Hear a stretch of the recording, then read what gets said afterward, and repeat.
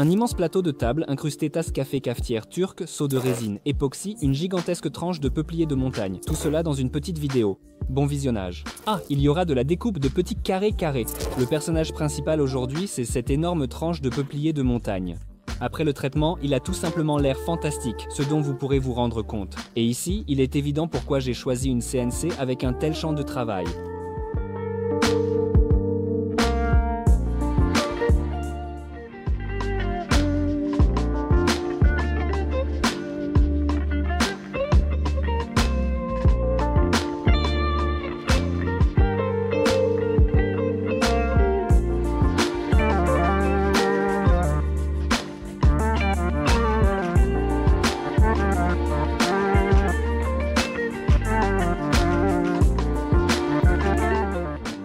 Pendant que la machine calibre la planche, je prépare le coffrage. À la base, il y a du contreplaqué stratifié que je traite soigneusement avec un agent de démoulage. C'est de la cire en spray. C'est vraiment pratique, mais il y a un inconvénient. Il finit par s'épuiser.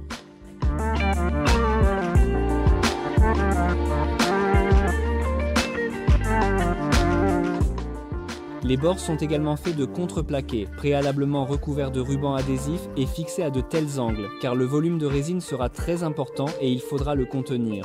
Ensuite, toutes les jonctions ont été soigneusement enduites de mastic.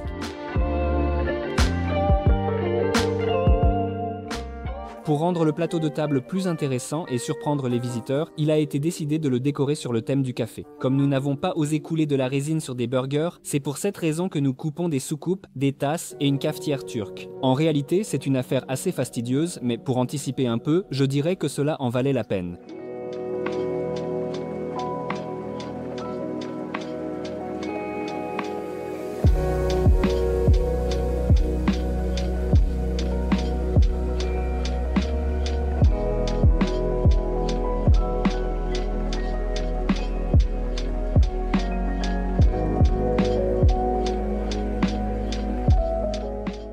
Nous colorons soigneusement la première couche avec un colorant noir afin de masquer les bords coupés de tous les objets.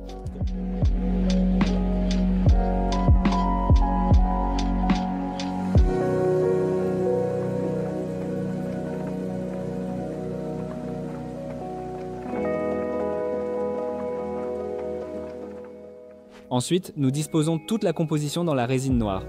C'est précisément grâce à cela que l'on obtient l'effet que tout cela est immergé dans le plateau de table et émerge de l'obscurité. Le lendemain, la résine avait séché et je passe à l'étape suivante. Il faut préciser que des tables avec ce type de coulage existaient déjà avant moi. Ce n'est pas mon idée, mais elle m'a beaucoup plu et s'intègre parfaitement dans le burger bar. L'étape suivante consiste à ajouter des grains de café, de la cannelle et de la badiane. D'ailleurs, ces éléments de remplissage masquent les défauts et les éclats laissés par la découpe, à quoi je m'emploie actuellement.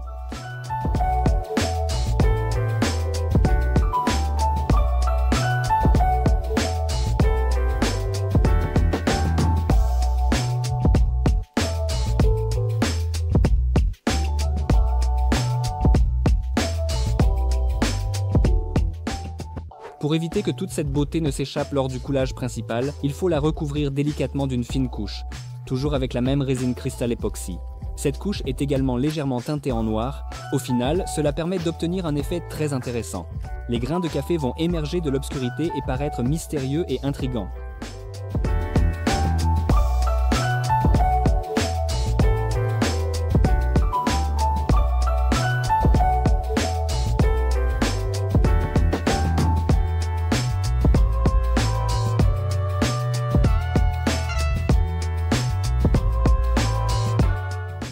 Une fois que tous les grains sont bien recouverts de résine, on laisse le coulage reposer encore une journée. En attendant, nous partons à la scierie et nous découpons ces carrés pour décorer le piétement de la table. Le piétement de la table, c'est toute une histoire à part très intéressante que je raconterai dans la deuxième partie de cette vidéo. C'est justement de vous que dépendra la rapidité de sa sortie. Un like, un partage et un commentaire sont la meilleure façon de me remercier. Merci.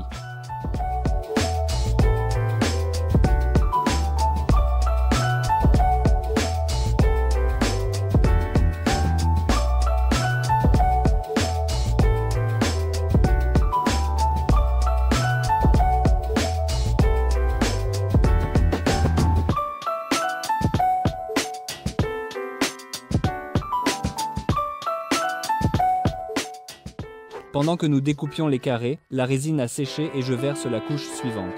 Elle est fine et noire. C'est dans cette couche que se cachera la partie inférieure du café, ce qui donnera l'effet maximal. Comme vous pouvez le voir, le café ne flotte plus. C'est pour cela qu'il a fallu faire autant de couches en plusieurs étapes.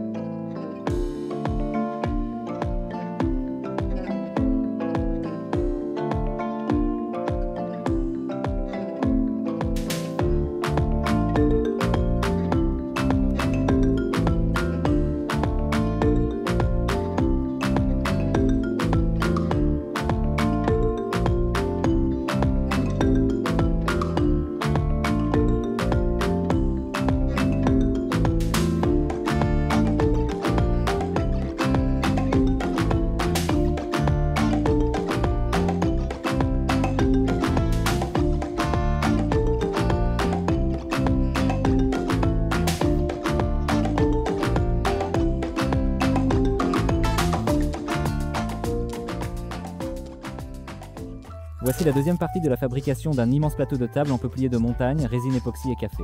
Dans l'épisode précédent, nous avons coulé de la résine sur une tranche de peuplier de montagne et sur une composition de café, de tasses et de sèche-vœux.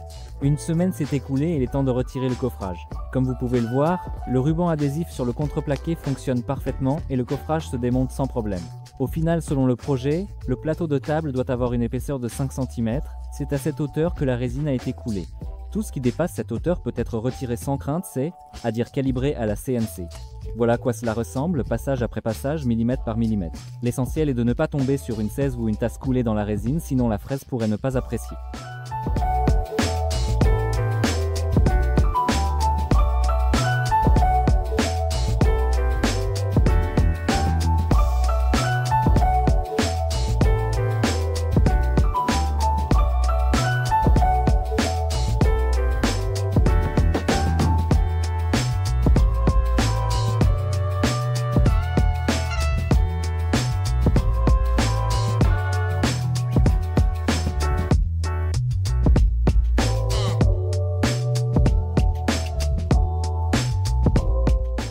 Pendant ce temps, le plateau a été calibré et nous découpons une petite niche pour l'évier. La fraise était un peu trop courte, donc nous terminons la découpe avec une scie sauteuse.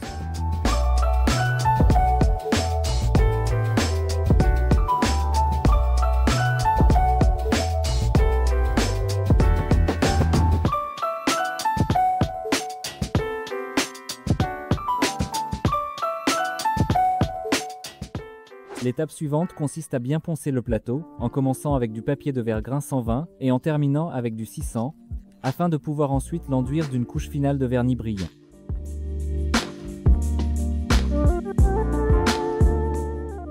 Après le calibrage et le ponçage, de nouveaux pores, fissures et nœuds sont apparus, qui n'étaient pas accessibles lors du coulage principal.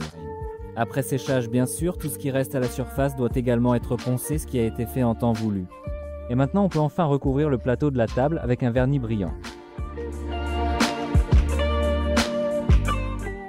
Nous coupons le profilé métallique à la bonne taille et sous le bon angle. Et ainsi de suite, encore et encore.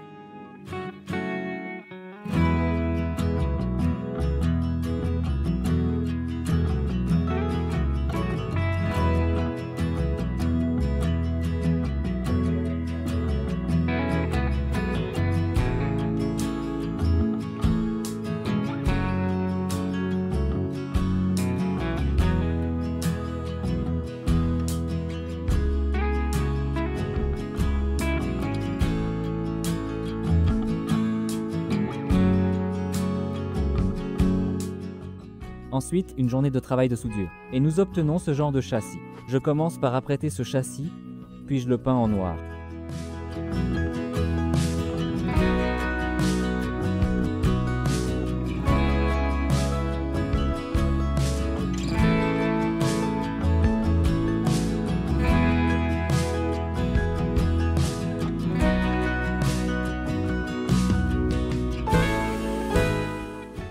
Pour décorer la face avant de l'îlot de cuisine, nous nous rendons à la scierie locale. Et à l'aide d'une scie à ruban Bruso, nous découpons avec précision de très petits carrés. Beaucoup de petits carrés en bois, un travail minutieux. Tous ces carrés seront posés sur du contreplaqué, que je peins également.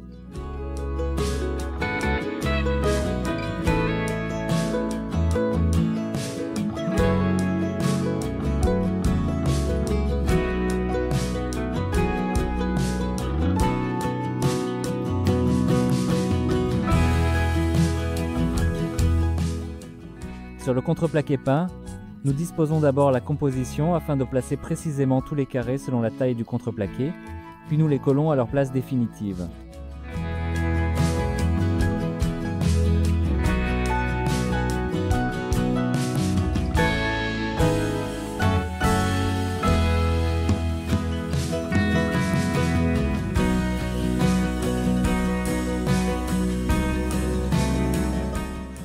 Une fois que le silicone a bien séché, on peut ensuite tout recouvrir de vernis, dans ce cas un vernis mat.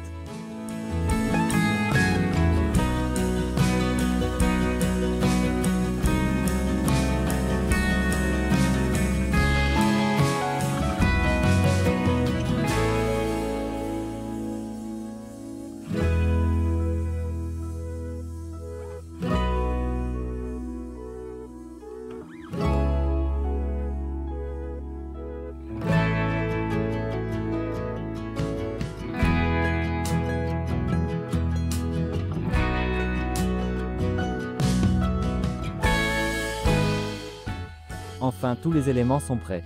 Il ne reste plus qu'à tout assembler et à apprécier le résultat. J'attends votre avis dans les commentaires. Merci d'avoir regardé et que la hache soit avec vous.